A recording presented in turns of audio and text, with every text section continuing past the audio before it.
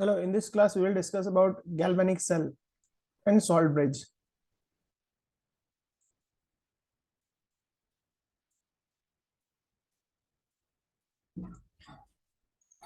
ये टॉपिक अपन अभी देखेंगे गैल्वेनिक सेल और सॉल्ट ब्रिज। सबसे पहले अपन देखेंगे गैल्वेनिक सेल क्या होता है। एक ऐसी डिवाइस होती है जो कि केमिकल एनर्जी से इलेक्ट्रिकल एनर्जी प्रोड्यूस करती है। It is a device that generate electrical energy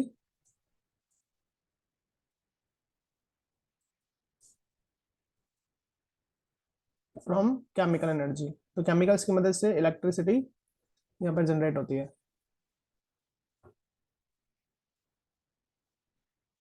या ऐसे ही बोल सकते हैं केमिकल एनर्जी को जो इलेक्ट्रिकल एनर्जी में बदलता है। तो एक ऐसी डिवाइस है जो कि केमिकल एनर्जी को इलेक्ट्रिकल एनर्जी में बदलता है, वो गैल्वेनिक सेल है। तो इसकी डेफिनेशन और लिख सकते हैं, it is a device that converts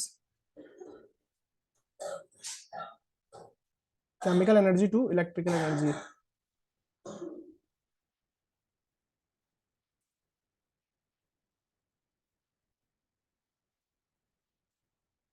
ये इसकी डेफिनेशन हो गई है। अब इसका अपन कंस्ट्रक्शन सीखेंगे कैसा होता है ये। इसमें कंटेनर होते हैं।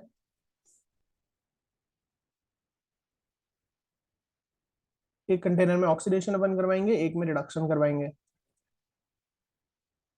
और जो इलेक्ट्रॉन इस प्रोसेस के दौरान रिलीज होंगे उनको फ्लो करवा के अपन इलेक्ट्रिकल वर्क कराएंगे। तो एक कंटेनर लेंगे जिसमें अपन जिंक की रॉड डालेंगे।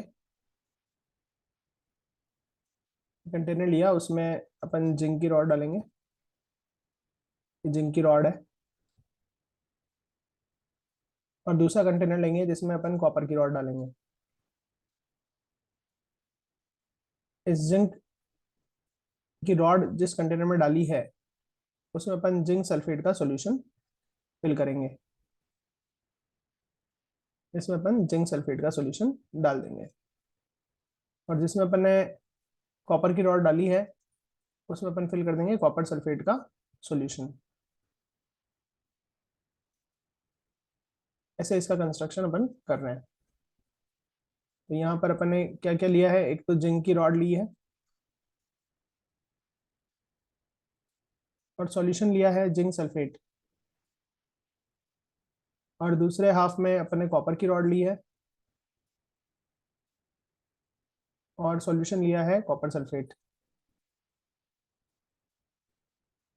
अब यहाँ पर क्या होगा, ये जो जिंक की रॉड है वहां पे बैठा हुआ जिंक, ये अंदर जो सॉल्यूशन है इसमें क्या करने वाला है, जिंक अपने 2 इलेक्ट्रॉन लूज कर देगा और Zn+2 आयन में कन्वर्ट हो जाएगा। जो 2 इलेक्ट्रॉन लूज करे हैं वो यहाँ पर आके इकट्ठे हो जाएंगे इस रॉड पर। और जिंक इस सॉल्यूशन में चले जाएगा इन द फॉर्म ऑफ Zn+2। ऐसा होगा जैसे ही अगर अपन इस रॉड को इस सॉल्यूशन में डालेंगे तो ये प्रोसेस होगा। ठीक है। तो अब इसको अपन एक काम करेंगे, यहाँ से कनेक्ट कर देंगे। अब बल्ब से या गैल्वेनोमीटर से या वोल्ट मीटर से ऐसे कनेक्शन कर देंगे।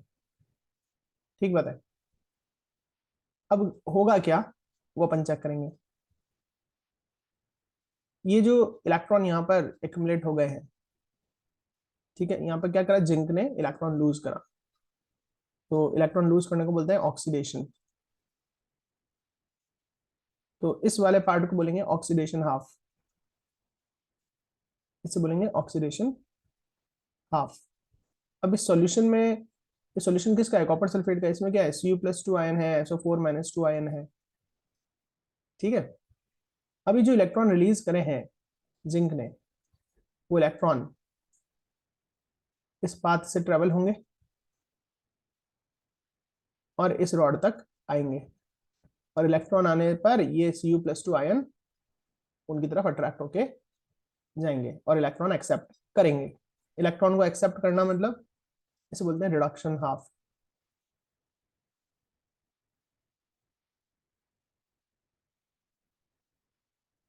तो इस राइट साइड में आपको ये रिप्रेजेंटेशन देना पड़ता है रिडक्शन हाफ का, आर से राइट, आर से रिडक्शन, उल्टा साइड में उसके अपोजिट साइड में ऑक्सीडेशन। तो एक जगह याद रख लो, राइट साइड में रिडक्शन होगा।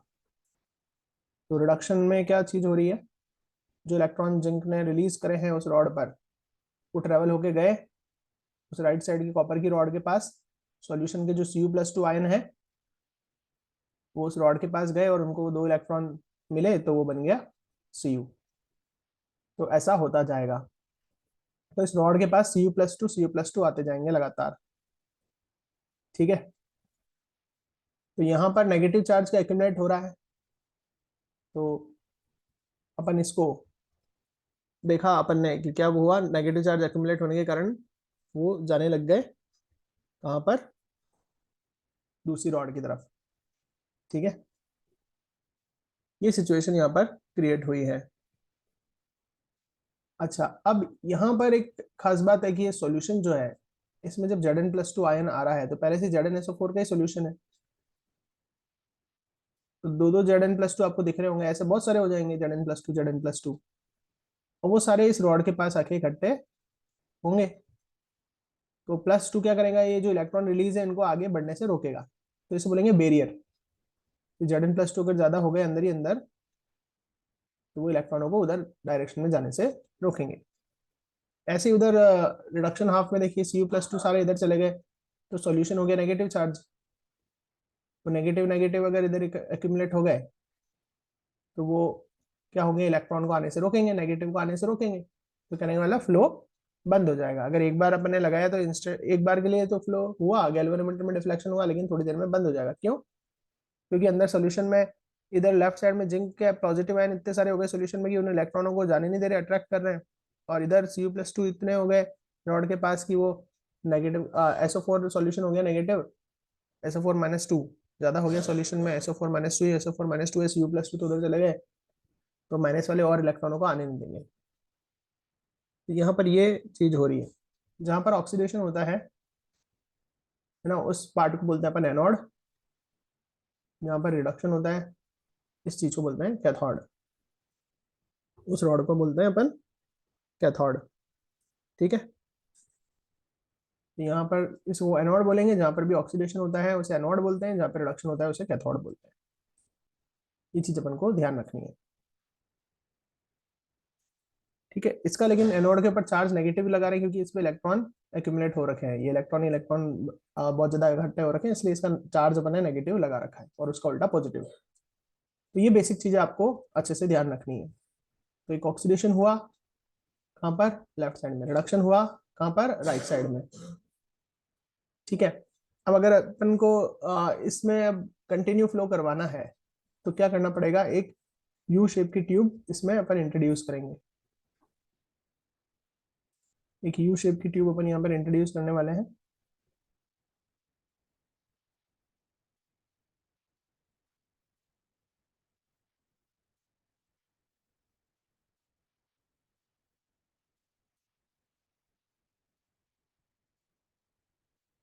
ये अपन एक यू शेप की ट्यूब डाल दी है। ये जो ट्यूब अपन ने यू शेप की डाली है, इस ट्यूब को बोलते हैं अपन सॉल्ट ब्रिज। इस ट्यूब में इनर्ट इलेक्ट्रोलाइट भरे हुए हैं जैसे KCl। तो वो करेगा क्या, वो अपन चेक करेंगे। ये बीच में जो अपन ने चीज डाली है इसे बोलते हैं सॉल्ट ब्रिज। इसमें यहाँ पर कॉटन लगा रखी है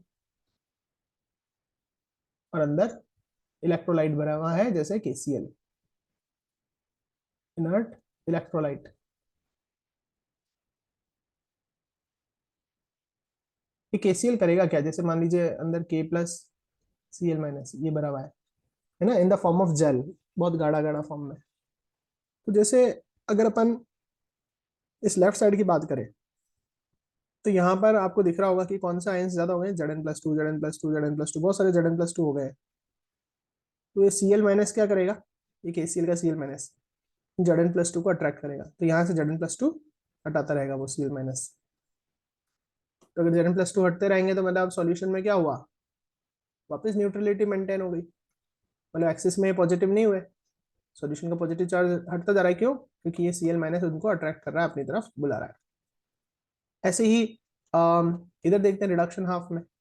रिडक्शन हाफ में क्या हो रहा है, यहाँ पर सॉल्यूशन के Cu+2 तो उधर चले गए थे, खाली SO4-2 ही बचे थे। SO4-2 SO4-2 सब जगह फैल गए थे, SO4-2 नेगेटिव चार्ज हो गया था, जो नेगेटिव और नेगेटिव को आने से, इलेक्ट्रॉनों को इस रास्ते से आने से रोक रहा था। तो इस नेगेटिव चार्ज को हटाने के लिए क्या हो रहा है, ये जो सॉल्यूशन में K+ है वो उनको अट्रैक्ट करेगा, तो जो नेगेटिव होगा एक्स्ट्रा वो इधर इससे की तरफ अट्रैक्ट हो जाएगा, तो सॉल्यूशन में एक्स्ट्रा नेगेटिव भी नहीं रहेंगे, एक्स्ट्रा पॉजिटिव भी नहीं रहेंगे इस सॉल्ट ब्रिज के कारण। तो सॉल्ट ब्रिज एक कनेक्शन बना रहा है इन दोनों में, और सॉल्यूशन के अंदर एक्स्ट्रा चार्ज को हटा रहा है जिससे कंटिन्यू फ्लो हो सके। ठीक है, तो ये चीज अपन को ध्यान रखनी है। तो यहाँ पर अपन ने क्या बना, इनर्ट इलेक्ट्रोलाइट लाइक KCl, या अपन यहाँ पर KNO3 भी भर सकते हैं। इन्हें इनर्ट इलेक्ट्रोलाइट बोलते हैं, जो कि रिएक्शन नहीं करते सॉल्यूशंस के साथ, बस उनको अपनी तरफ खींचते हैं, अट्रैक्ट करते हैं। ठीक है, तो सॉल्ट ब्रिज क्या करता है, इलेक्ट्रिकल न्यूट्रलिटी मेंटेन करता है। अगर अपन यहाँ पे पूछे कि सॉल्ट ब्रिज क्या करता है, क्या फंक्शन है, तो इलेक्ट्रिकल न्यूट्रलिटी मेंटेन करने में मदद करता है। ठीक है, तो यहाँ पर अपन ने ये सीख लिया है कि गैल्वेनिक सेल क्या है, एक ऐसी डिवाइस जो कि केमिकल एनर्जी को इलेक्ट्रिकल एनर्जी में कन्वर्ट करती है। और इसमें अपन और क्या लिख सकते हैं वो देखना। It consist of two half cell, one is called oxidation half and other is called reduction half। एक को ऑक्सीडेशन हाफ कहते हैं, एक को क्या बोलते हैं, रिडक्शन हाफ। तो ऑक्सीडेशन हाफ में ऑक्सीडेशन होता है, मतलब इलेक्ट्रॉन लूज होते हैं, और रिडक्शन हाफ में इलेक्ट्रॉन गेन होता है। This this two half are connected, ये दो हाफ किससे कनेक्ट करते हैं, these two halves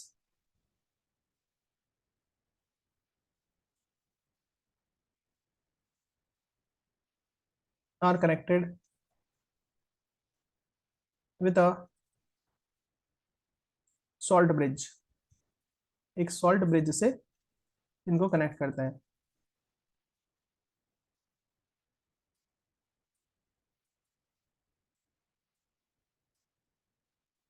that contain inert electrolyte, उसमें क्या होता है, इनर्ट इलेक्ट्रोलाइट होता है। इट मेंटेन, वो क्या करता है inert electrolyte, it maintain neutrality of solution, solution में जो एक्स्ट्रा चार्जेस है उनको अपनी तरफ खींच लेता है, तो सॉल्यूशन न्यूट्रल बना रहता है और इलेक्ट्रॉन इजीली शिफ्ट होते रहते हैं। तो सॉल्ट ब्रिज क्या करता है कि वो सॉल्यूशन में क्या करता है, कंटिन्यूएशन बनाए रखता है। तो does it helps to complete the circuit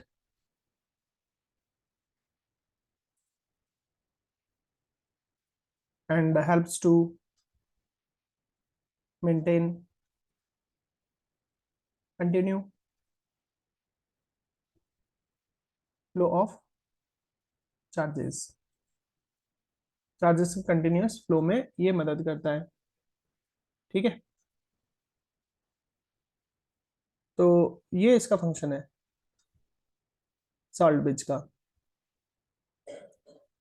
अब यहाँ पर सेल को रिप्रेजेंट कैसे करते हैं, ये पूरा जो सेल बनाया है उसका रिप्रेजेंटेशन देखेंगे।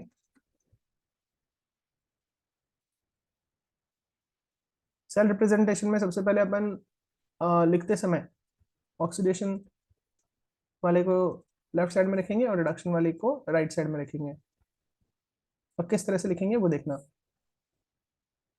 सबसे पहले ऑक्सीडेशन में जो मेटल है वो लिखेंगे। ठीक है, फिर एक अपन मेटल लिखने के बाद एक लाइन खींचेंगे। फिर लाइन खींचने के बाद अपन क्या लिखेंगे, जो इलेक्ट्रोलाइट है ना उसके बारे में लिखेंगे। इलेक्ट्रोलाइट के रूप में क्या ले रखा है अपन ने, Zn4 का सॉल्यूशन। ठीक है, फिर सॉल्ट ब्रिज को ऐसे डबल लाइन से शो करते हैं। अब ये यहाँ पर आप इसको ऐसे भी लिख सकते हैं, ZnSO4 के सॉल्यूशन जो अपन ने लिया है, इससे क्या जनरेट हुआ है, Zn+2। मतलब Zn ने ऐसे भी लिख सकते हैं, Zn ने 2 इलेक्ट्रॉन निकाले और Zn+2 में कन्वर्ट हुआ, ऐसा भी लिख सकते हैं। इस तरह से लिखना ज्यादा अप्रोप्रिएट होगा। और उधर रिडक्शन में क्या था, सॉल्यूशन में Cu+2 आयन था, उसने इलेक्ट्रॉन लिया जो जिंक रॉड की तरफ से आ रहा था, और किस में कन्वर्ट हो गया वो लिखना पड़ेगा, Cu में, सॉलिड। ये होता है सेल का रिप्रेजेंटेशन। तो यहाँ पर मेटल लिखते हैं वो किस में कन्वर्ट हुआ, वहां पर वो सॉल्यूशन का आयन लिखते हैं वो किस में कन्वर्ट हुआ। तो हुआ क्या था, Zn ने 2 इलेक्ट्रॉन लूज करे थे, तो वो लूज करे हुए इलेक्ट्रॉन कॉपर ने ले लिए। तो इस तरह से लिखा जाता है, इसको लिखने का ये रिप्रेजेंटेशन का तरीका है। तो बीच में डबल लाइन किसको शो करती है, सॉल्ट ब्रिज को। ठीक है, अब अपन को इस पूरे सेल का पोटेंशियल पूछ ले, वोल्ट पूछ ले, तो कैसे निकालते हैं इलेक्ट्रोड पोटेंशियल पूरा इस सिस्टम का। तो वो अपन निकालने के लिए इलेक्ट्रोड पोटेंशियल कितना है ऑक्सीडेशन वाले हाफ का, प्लस इलेक्ट्रोड पोटेंशियल कितना है रिडक्शन वाले हाफ का, इन दोनों को जोड़ देते हैं। ठीक है, आपको दिया हुआ आएगा, ये चीज गिवन आएगी कि इसका इलेक्ट्रोड पोटेंशियल इतना है, इसका इलेक्ट्रोड पोटेंशियल इतना है, तो टोटल सेल का कितना होगा। तो अपन इसको ऐसे भी लिख सकते हैं, ऑक्सीडेशन को ऐसे भी लिख सकते हैं, E - E ऑफ रिडक्शन, एक ही बात है। इस तरह से भी रिप्रेजेंट कर सकते हैं इसका उल्टा। ठीक है ना, तो ऐसे भी रिप्रेजेंटेशन दे सकते हैं, और सिंपली आप सिंपल एडअप भी कर सकते हैं।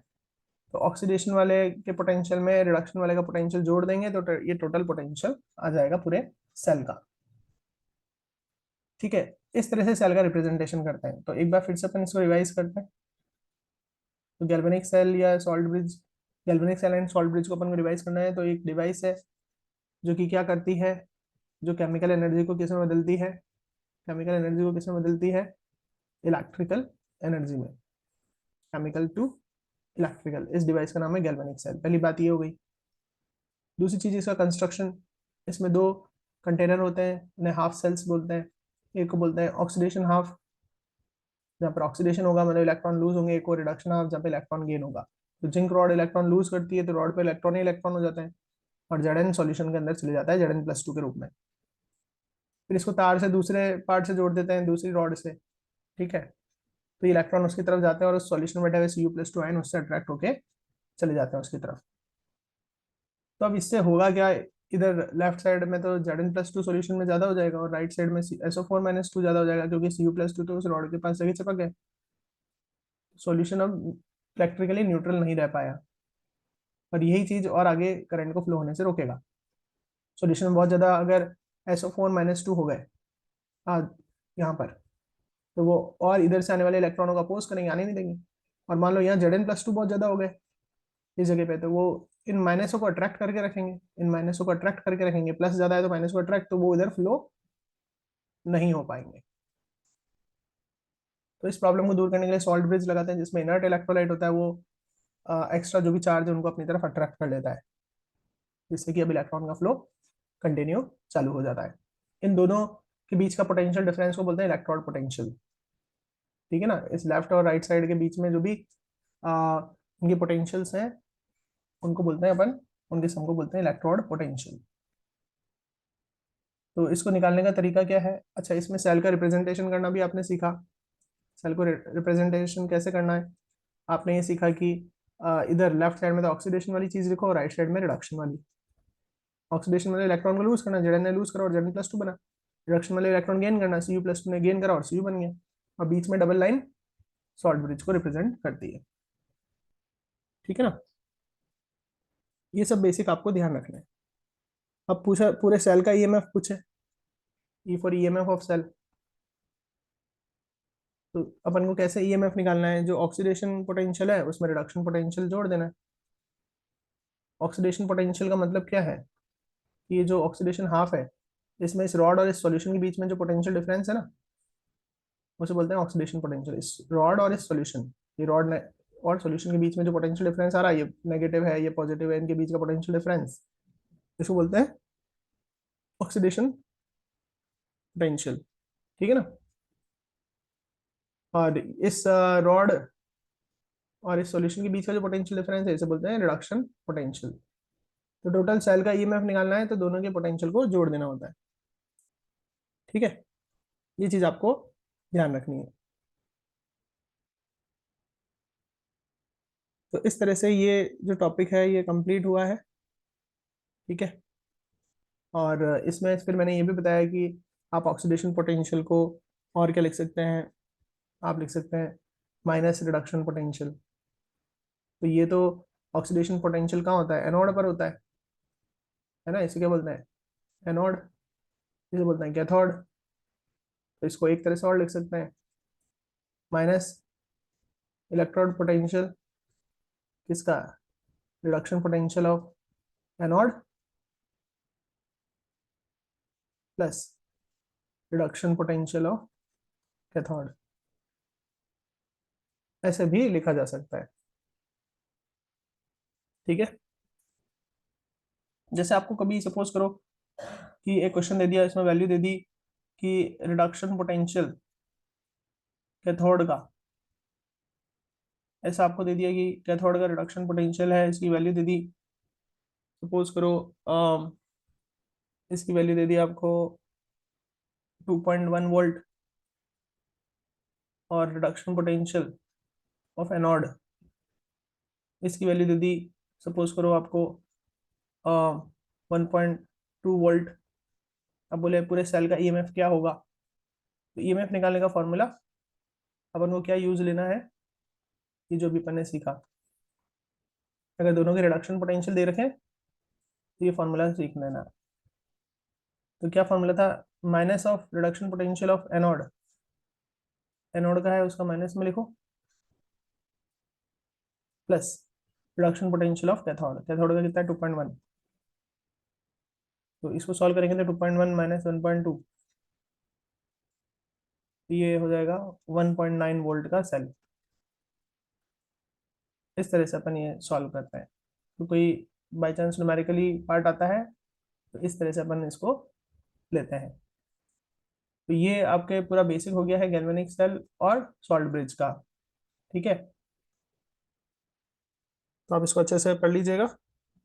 और इसका नेक्स्ट पार्ट जो होता है इसी के न्यूमेरिकल्स हैं, किस तरह से सॉल्व करते हैं इन इलेक्ट्रोड पोटेंशियल्स को, ठीक है, वो आपके नेक्स्ट 12th क्लास में आएगा। तो यहाँ पर आपके इस स्टैंडर्ड के हिसाब से गैल्वेनिक सेल और सॉल्ट ब्रिज में ये एक्सप्लेनेशन दिया जाएगा। तो इसका जो नेक्स्ट लेक्चर आएगा उसमें आपको इसका न्यूमेरिकल पोर्शन जो कि आपके 12th बेसिस पर आता है वो सिखाया जाएगा। Thank you.